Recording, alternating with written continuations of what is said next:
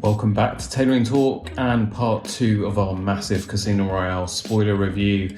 In this section, we talk about script development and then we get into the film, starting with the introduction, the music, and then leading up to just before the first poker tournament. We're going to open with an excerpt from an interview with Daniel Craig. Enjoy.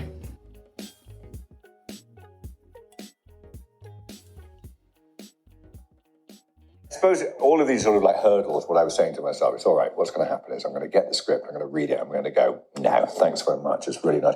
Because it's just like, I mean, ultimately that's kind of all an actor can do really, is be kind of like, go, you know, you read the script and you go, I don't like the script, sorry. Little did I know. That happens every time. Yeah. But it was Casino Royale. The story was solid, the script was really solid, and it was just like, I didn't imagine the scope of it. I didn't imagine all the crane sequence and all of those sequences. I had no idea about any of that, but I knew the story stuck together. You know, it flew. Neil Purvis and Robert Wade were back. Longtime Bond screenwriters Purvis and Wade wrote the initial draft, staying close to Fleming's novel while modernising certain aspects to fit the contemporary setting. Paul Haggis was brought in to polish the script. Now, he initially was... So, Paul Haggis wrote Crash, which won an Oscar, I think, in 2005. And he's written other stuff as well, but I can't remember what. He was brought in to rework the ending. Now, here's the thing with Purvis and Wade. Reminds me of those two characters from Diamonds Are Forever. Do you remember the two gay characters in Diamonds Are Forever? Yeah. It's the guy with the Purvis and Wade. Yeah. They obviously have this penchant for going off the reservation all the time, right? With all these crazy flipping ideas, which is why the Bond series got a bit too fantastical in Die Another Day. So Paul Haggis was brought in to rewrite the ending, but then he was asked to rework the middle bit, and then he was asked to rework the beginning bit. So it is actually a Paul Haggis script for all intents and purposes. Maybe inspired by Purvis and Wade, but they still get a credit on the movie. But for what it ended up being, I thought the script was pretty tight, and I thought it was pretty good overall. It's got its faults, it's not perfect, but it felt like a more intelligent Bond film. It's not one where, like some of the Roger Moore movies, you can maybe just take your brain out, put it on the side, grab some popcorn and just enjoy. You know, this one, you had to really think about it. You know, case in point, it took me 20 movies to actually understand what the hell was going on in this film. How about you guys? How did you find find the script generally, the plot, coherence, all that sort of stuff? Let's go to John. No, let's go to Phil. Sorry, John. So with this one, I mean, when I first saw it, I was just swept away with the action and swept away with the glamour of it. But watching it last night, one of the things that was that I was able to pick up on, which is more to do with kind of the history around sort of 2006 to 2008, was the fact that Le Chiffre had shorted a stock, and that's why he needed the money. And the plot was to blow up the plane, and that never happened. So the money went, and that's why the game existed in the first place. But trying to convince 9 other players that were clearly not as good as Le Chiffre to get involved in a poker game for $10 million buy-in dollars was pretty far-fetched. But hey, you know, as I say, it's not a poker movie. Yeah. So. Isn't that what they call a MacGuffin, where you kind of engineer the plot in a way to sort of serve the narrative that you're trying to drive or whatever? Well, the significant thing with this film, and this is unique in that this film, unlike any of the other Bond movies, tells the audience how to play the game. In every other film, there's an expectation that the audience knows how to play the game. There's an expectation that everyone knows how to play Baccarat, that they know how to play, they know to look for a hard 9 or whatever it is in Baccarat. And there's this expectation that people don't know about poker, and they want people to know about it because the game was so popular at the time. So they actually discuss how the game was going to work before it started, which is unlike any other Bond film that's ever been, and probably since. Yeah. What did you think of the opening, guys? So it starts off in black and white. We get the MGM logo, lion roaring. It's all in black and white. And then we cut to the outside of a field office in Prague. And then Bond goes in and meets whatever the field agent's name is. For me, I think it was probably my favourite opening to any Bond film ever. I could just watch that pre-credit sequence over and over, and I just thought it was so cool. Alex? Yeah, I loved it. It's really funny. The first time I saw it, I was like, is there a problem with the film? Did I get the because I didn't realise. We thought we were going in to see a modern version of Bond. Reboot. Yeah. I was like, no, I'm sure I did this right. I'm sure this is okay. And then I was like, oh no, it's meant to be like that. Right, cool, relax. No, it's such a. What's nice is there's no. There's nothing to start you off. You're just thrown straight into it. As you go through the initial plot, you quickly quickly understand. Oh, right, this is how he gets his 00. Great, got it. But I love the brutality of the killing, the initial killing in the toilet, and just how like messy it is in terms of there's a struggle, and it really feels sort of there's tension there, immediate tension there, and I think that really worked for me, and then tempered with his smart comments for the second one, it was just perfection. Personally, I loved it. And then he goes and looks at the camera and does the shot, and then and then it starts. And I just thought that when you couple all those things together, you're just like, yes, that's exactly what a Bond should start off with. That's 100% it. So I couldn't improve it really. I mean, you could definitely see shades of the Bourne series in that fight sequence at the beginning, because it was so visceral and it was very real. There's a lot of distant shots as well, so you can actually see the two guys going at it rather than that sort of close cutting, kind of really irritating action that I absolutely hate. But John, doesn't it sort of feel like this is meant to be a rookie agent who's got to get his 2 kills to get 00 status? But doesn't it look like this fucker's been killing a lot of people for a long time?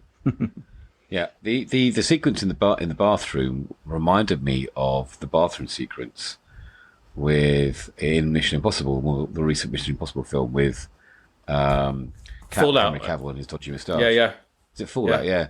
I got the same smashing of the face through the sink, but isn't it great that Bond did it 18, 15 years before, and Mission Impossible, in all its trying to have the best stunts, is still kind of taking its inspiration from Bond. I love this beginning because you kind of get, and I'm getting goosebumps now, that kind of thrill that you're seeing Bond's first 2 kills. It's kind of like the origin story you wanted to see.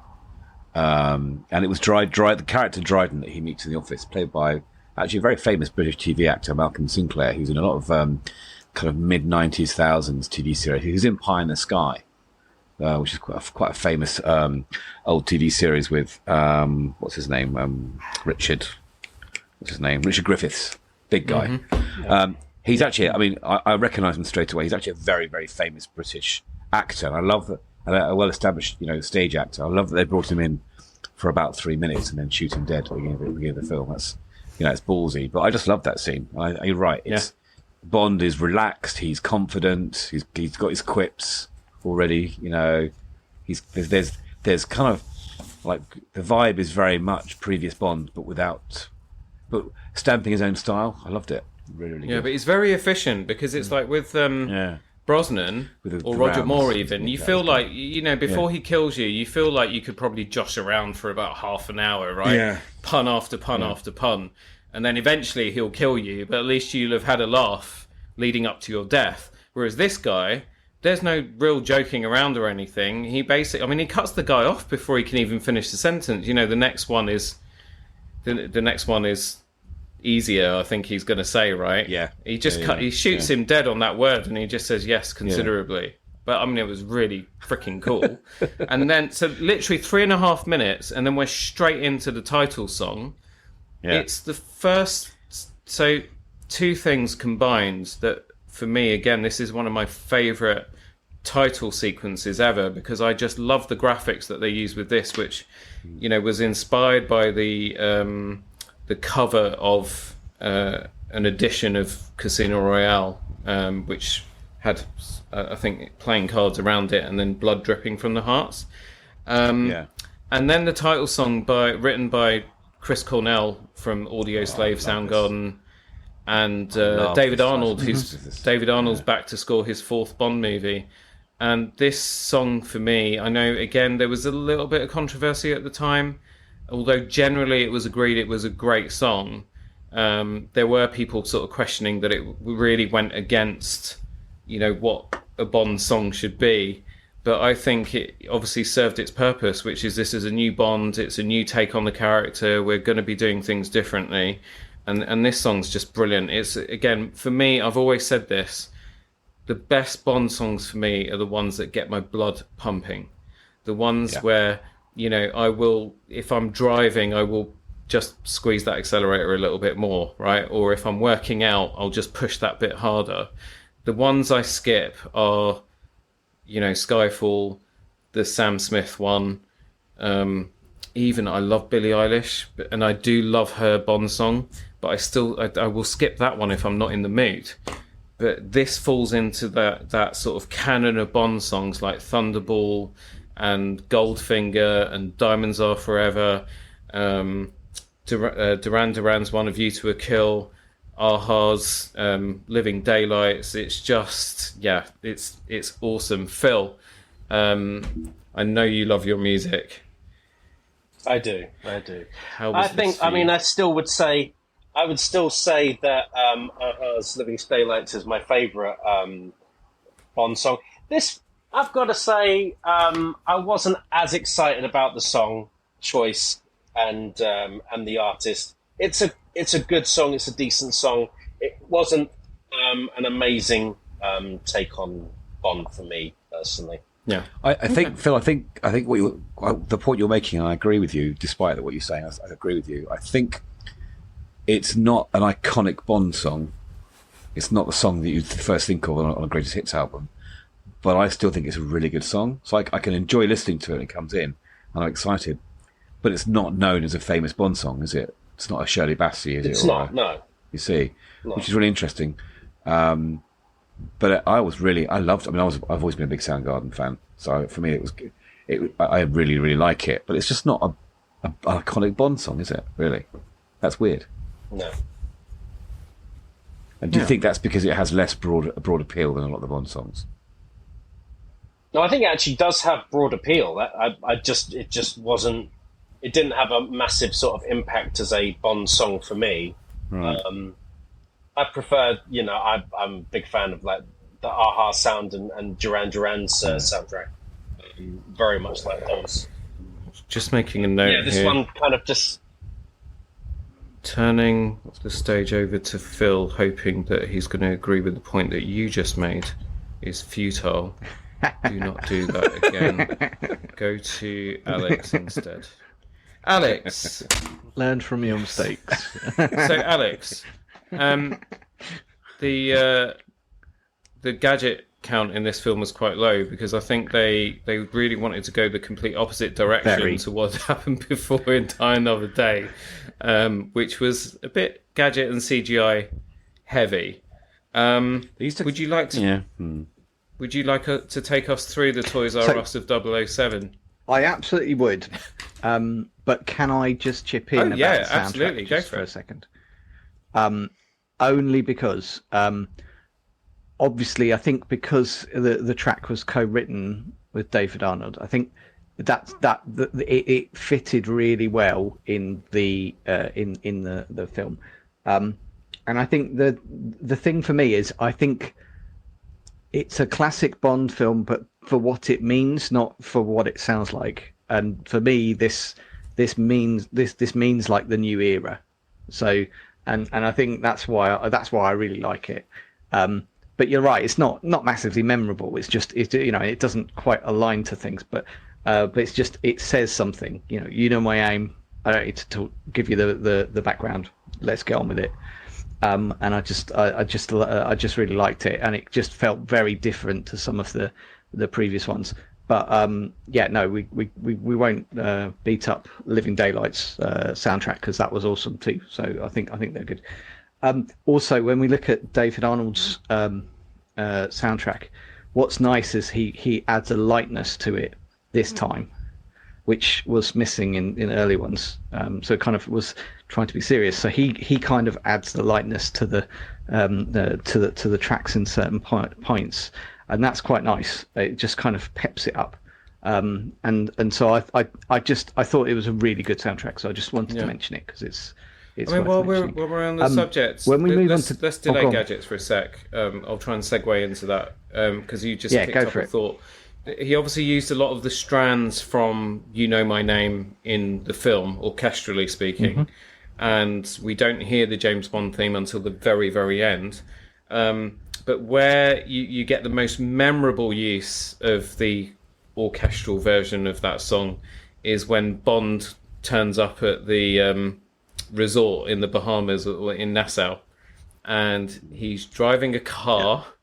And you would think to yourself it'll be a DB5 or it'll be DBS or something like that, but he turns up in a fucking Ford Focus, and you've got all the soundtrack going on and all of that. It's a Mondeo. No, it was a Focus. It was a Focus Saloon. It's worse. Is it a Mondeo? It's not a Mondeo. Okay, look it up. That's not what they say. That's not what it says on the website. To be fair. Okay.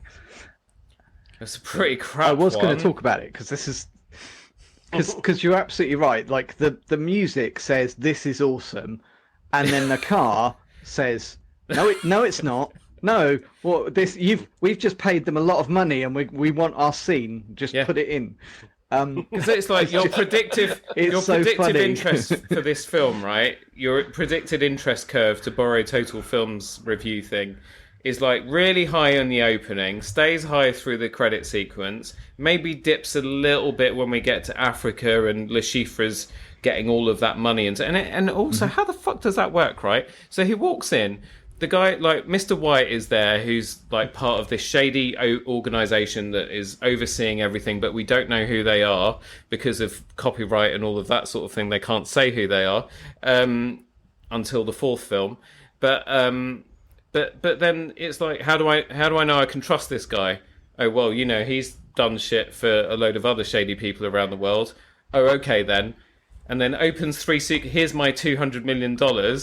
And then the guy loads it into a backward truck and buzzes off. It's like, I'm sorry, I don't even give him my credit card number out over the phone. Do you know what I mean? And he doesn't even wait. He literally just picks the phone up and says, all right, just short those shares. I'm good for it. No, and it's just like, hang on, I'm sure you'd have a bit more than just I'm good for it. Surely you would have said, okay, I banked the money now or something, but no. Anyway, we have to talk. I think. Can we talk about product placement? Yeah, I think the reason, because I know connected. John's going to say, that we're not talking about the parkour scene yet, but we'll get to it. But again, we talk about David Arnold's use of music at the right places in previous films, particularly Tomorrow Never Dies, right?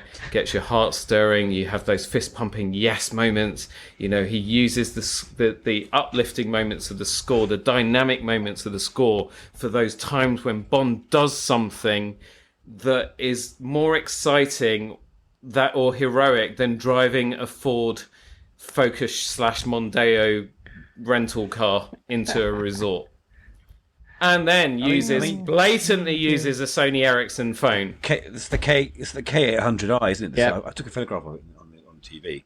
Yes, I used to have one of those as well. But just for a second, yeah, just the Mondeo used hadn't been released yet, so it was a brand new model of car, and so It had to be filmed before it was commercially available, so it was quite a special get for the Bond film, and had to be shipped to the Bahamas under a kind of a veil of secrecy because no one could see it.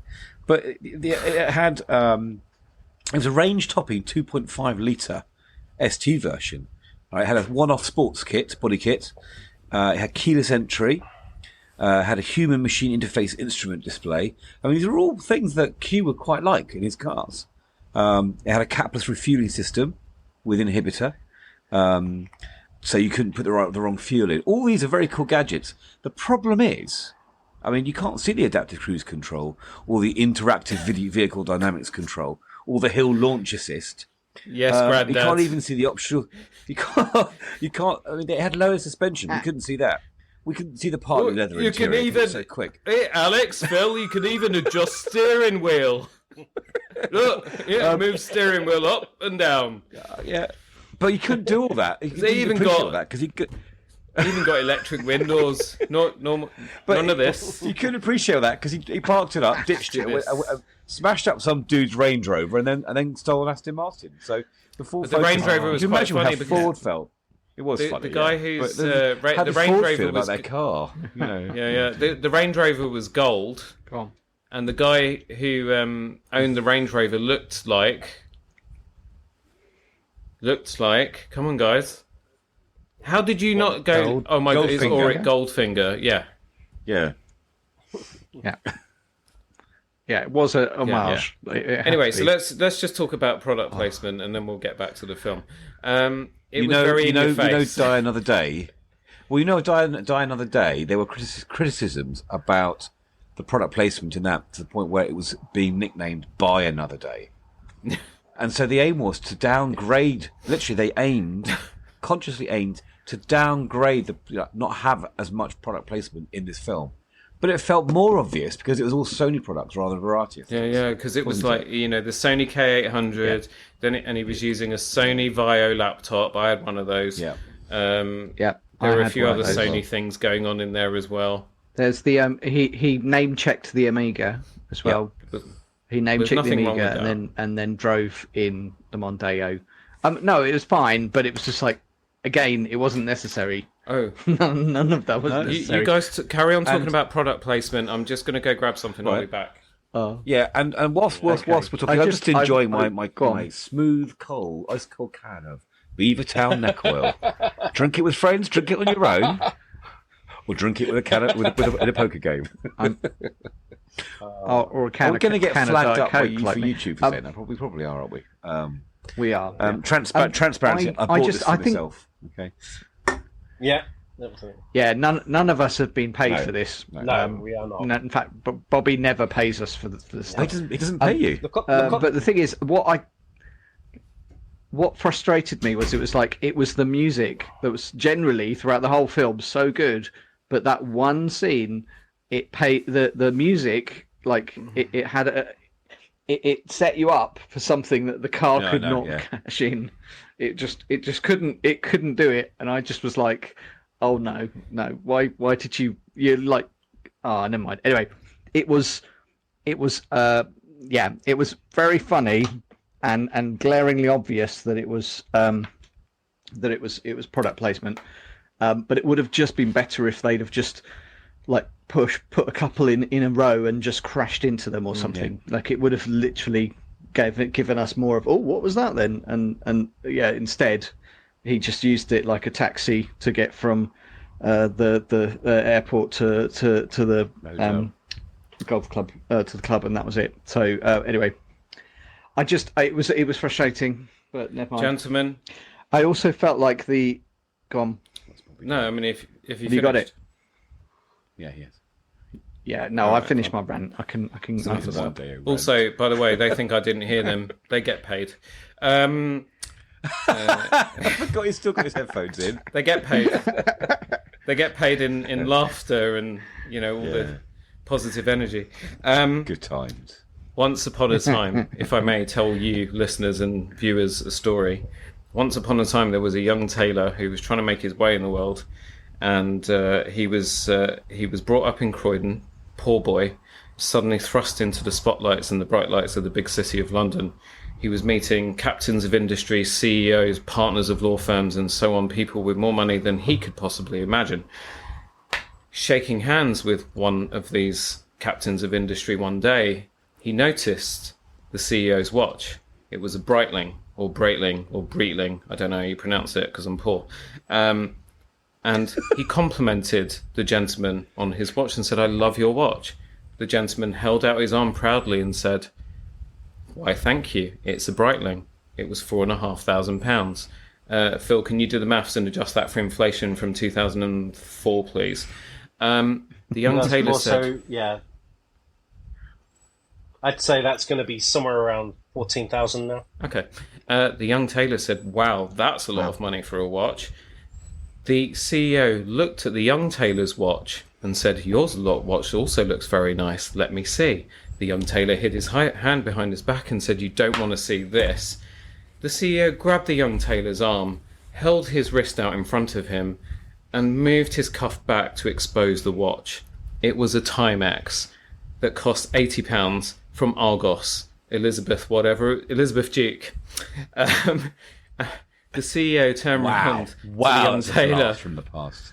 Yeah, and said, "This looks like something I would have got out of a Christmas cracker." The young tailor said, "I don't know how much you spend on your Christmas crackers, but those must be very expensive Christmas crackers. Alas, I can't afford a watch like yours." The CEO said, "For someone in your position who's going to the places and meeting the people that you meet, you need to get yourself a decent watch." The young tailor took this to heart. He was burned. He cried into his pillow that night, but then woke up with a resolve to get himself a nice watch. He saved and saved and saved. And one day, when he found himself in the duty-free section of Heathrow Airport, where everything was VAT free, he went into the Omega shop, and there they had the object of his goals, dreams, desires. The limited edition Casino Royale Omega Seamaster, one of 10,007, and I have it and I present it to you here today. It's a beautiful watch. So for audio listeners, That's Bobby nice. is holding up. I presume it's the same watch in the film, is it? No, it's not. Yeah. It's this got one the is Bond the swirl, it's got Seamaster, the Bond. but it's got the Bond swirl instead of the waves, Oh, and then I it's see. got the 007 just on the second hand there. Yeah. And is there any And then- guns involved? Is there any sort of gun motifs in there at all? I can't quite tell from And then you've got the 007, the gun at the end, and then on the back, Right, yeah. you've then On got the the I don't know if case. you can sort of see it there on the casing. Oh, yes. Oh, that's rather nice. Yeah, It's got yeah. like an Yeah, that's embossed nice. That's very 007 logo with the gun on the 7. That's pretty cool. Yeah, and this is number That's good. 3595 out of 10,007. So yeah, so that was about £2,500 back then. But I saved and saved and saved and saved for it, and yeah, it's got a lot of special memories. This watch. Anyway, there we go. Nice job. That's very Thank you sweet. so much And for that joining CEO us. should know better. We will be back to review. No, I'm kidding. We haven't finished yet. Parkour. Best action. Right. So Carolina says this is the best opening action sequence of any Bond film ever, and she doesn't think it'll ever be topped. What say you, intrepid three amigos? I think it was awesome. Well, if I may just say, may. with this particular element, unlike the poker in this, they got an actual parkour expert. The top parkour guy was in the film. This is how much they valued the stunts over, how the game of poker's played, even though the main element of this film is about poker. They got and they invested in the top parkour guy in the whole planet, and it was amazing. Sebastian Foucault, one of the founders of parkour. He actually had a school, I think it was here in London, you could actually go to learn how to do parkour. And the big thing that he used to promote was that it didn't matter what shape you were in, because the idea was that they would teach you with your physical abilities, whatever they were, how to adapt to your environment and so on. And I really, really wanted to do that, but my girlfriend at the time didn't think it would be a good idea. So there we go. I did marry her eventually. But yeah, I I love that sequence. It's one of my favourites. Again, the way it starts off is quite funny because Bond is there observing the Bond maker, played by played by Sebastian Foucault, and he's with another agent, Turner, I think, and he has to tell the guy to stop touching his flipping ear. The bomber flipping spots him, starts running. The other guy pulls his gun out, starts running, falls into the snake pit, sets his gun off. Chaos ensues, and then Bond has to go after the guy. And this is where we kind of see we kind of get a hint of what this Bond is like, because he's basically like a freaking Terminator. Just keeps going at him, doesn't he? I love the way Bond looked for alternative routes, because he knew he wasn't quite the Parker dude, but he had to get his prey. And I like the way he kind of problem solved his way around some of the block obstacles in the building site. I thought that was really cool. Yeah, I mean, it was almost sort of computer game-like, wasn't it? Like one of those fast-moving platform scrollers. Yeah. That, I mean, you really have to be thinking on your feet every 2 seconds. But I just love the little touches, like, you know, the other guy kind of bounces sort of from wall to wall to wall to wall, and then Bond basically just crashes straight through it, takes the direct route, which is what this Bond is about. He's efficiency personified, right? Yeah. I mean, this scene took weeks to film, and they must have had to... I don't know if the building site, I presume, was custom built. I don't know if it was just used building site or if it was already there, but they must have had to kind of film it. Look, from a filming point of view, they must have obviously had to film it in different vignettes and put it together. But it was so well paced that you could believe it was all one sequence. It was so well filmed.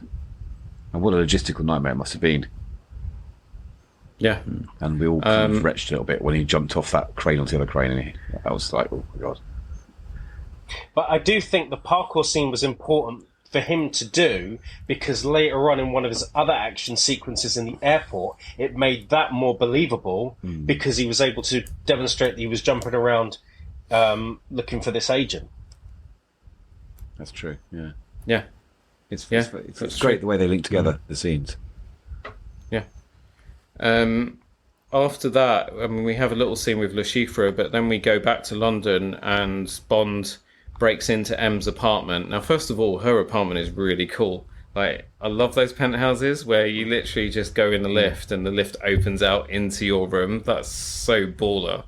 But we get a little glimpse into sort of what M's home life is like. But yeah, he's just sitting there waiting for her in the same way that he gets into the section chief's office at the beginning of the film. So this guy is, we know he's a really good infiltrator. He'll stop at nothing, and he doesn't seem to give a shit. No. He's a bit of a naughty scamp, isn't he? Yeah, I loved her saying... Nice way to put it. Don't ever break into my house again. I love that line. Also, what's nice is they actually... It's useful. It's like, I need to get this information and I'm off the grid. I'm going to just use M's computer to do it. And then that's what he does. He goes and finds out whether he's going to the Bahamas. He almost gives away... So, yeah, no, it's... He almost gives away M's name as well at one point, which I thought was cute. Yeah. Do you know M's name? Do we know? No, I mean, we know Mallory is really? M. Is Ray Fiennes. Should we say it? Is it going to spoil it for everyone if they know her real name? No, save it for after. Don't say it. Would you like to know? I don't think you should say it. I'll tell you later. Okay. Tell me later. I'd like to know, John. but can you just, tell me? Like, drop it in the chat or something. I don't think the viewers... anyone who's listening or is still with us at this point, again, you really do deserve a prize. There is now a link in the show notes at the top that says text the show. So if you hit that link, you'll just be able to send us a text message, and I'll read our fan mail. We've already got a couple. I'll read them out on the next episode and give you a shout out as well. So make sure you include your name. But if you want to hear what M's real name is, you could probably just Google it.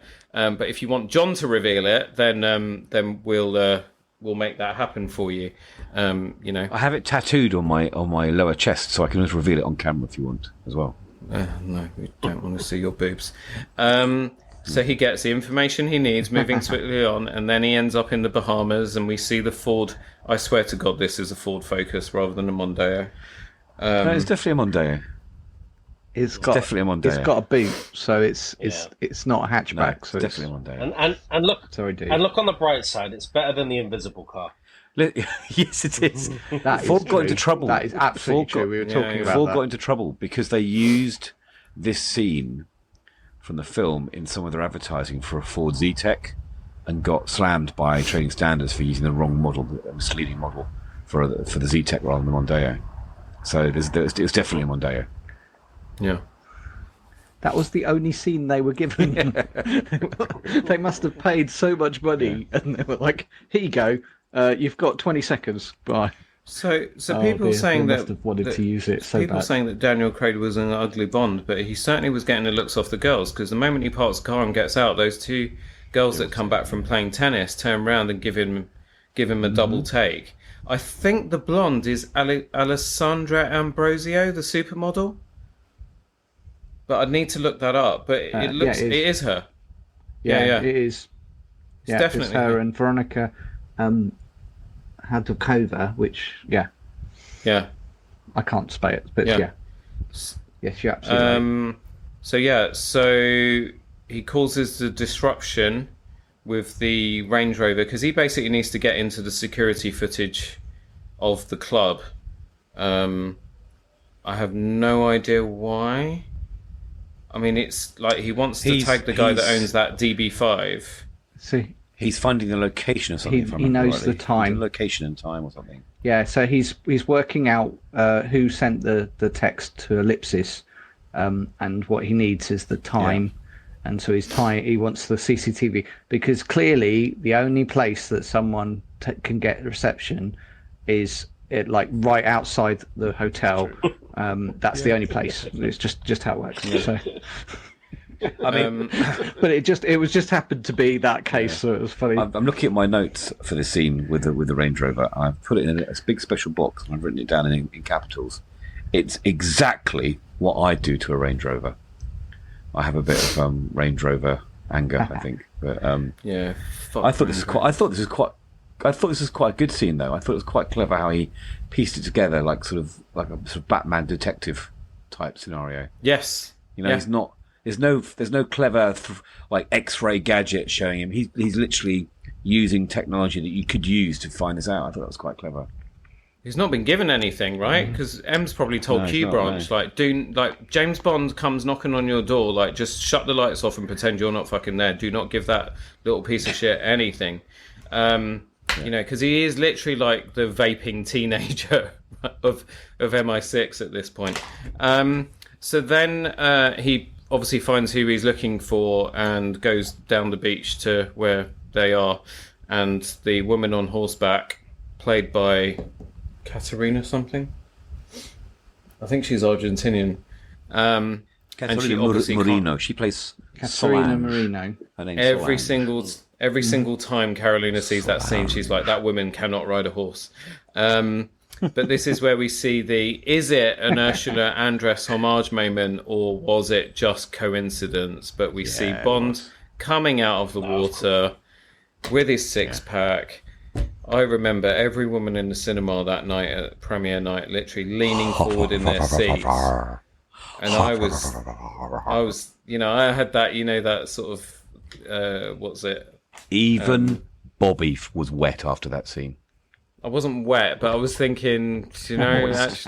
Yeah, I'm not moist. It's that whole uber heterosexual thing where you go, I'm not gay, but if I was, I mean, he looks fit. I'd do him. He does. He looks fit. He's a very nice looking man. That scene is so iconic, isn't it? It's up there with some of the most iconic Bond scenes. Yeah, it really is. That's the scene that negates those idiots saying he's ugly, I think, more than anything else. Yeah, well, they shut up after that, didn't they? Yeah. I don't think it was. I don't think it was deliberate. I think it was like a filming angle or something like that.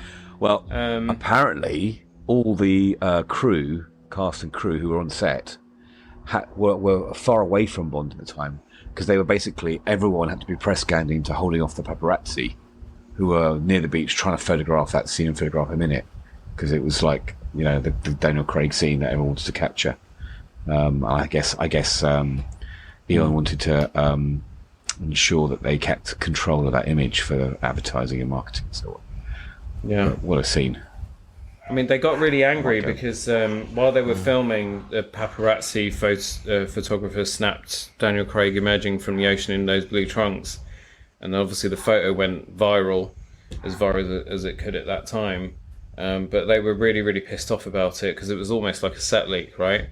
But then eventually they kind of softened because it helped to build the buzz around the movie. And also it did shut all the sort of doubters up. Yeah. I'm just watching the scene again, and I totally understand what Caroline was saying about the horse riding as well, actually. Yeah. Sorry. Yeah, it's like, could they not have given her a bit of... mounted far too high. Yeah, and she's not bouncing with the horse, she's bouncing against the horse. Sorry. That's what she said. That. Yeah. That's what he said. Yeah. That's what they said.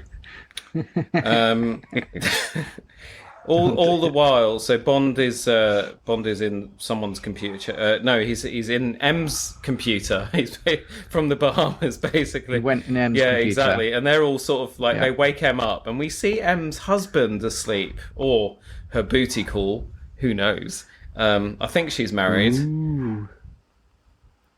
What's that? Sorry. It's just getting a bit excited about the Daniel Craig in a swimsuit. Sorry. Oh, okay, fine. So, off the podcast, please. So yeah, but we get a little bit more glimpse into the fact that M is a real person who's married and, you know, actually does go to sleep and stuff. But I love that. It's like, what the hell is he doing? And then we see that he then sort of is rifling through the all known associates files and then settles on Le Chiffre. And interestingly, his file says listed as banker stroke accountant, and he was an accountant in the original book. Apparently was like a sex pest maniac weirdo that was investing in brothels and money laundering through them. Has it got anything else? Languages, Caucasian, it's pretty obvious. There's nothing really much in there. So he finds his information out, and then what happens next? Poker game.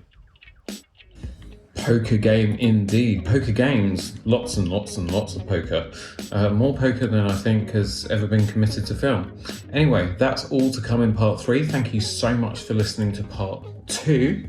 And as always, if you're listening on Apple Podcasts or Spotify, please give us a rating and a review. And if you're listening to the audio version on YouTube, please remember to hit that subscribe button, smack the like, and get involved with the comments. We always love to hear your feedback. You can also text the show directly, click the link in your audio player, and there should be the HTTPS URL thingamabob that comes up in the YouTube description. Thank you so much. Cannot wait to see you for part 3. Take care. Be good to each other.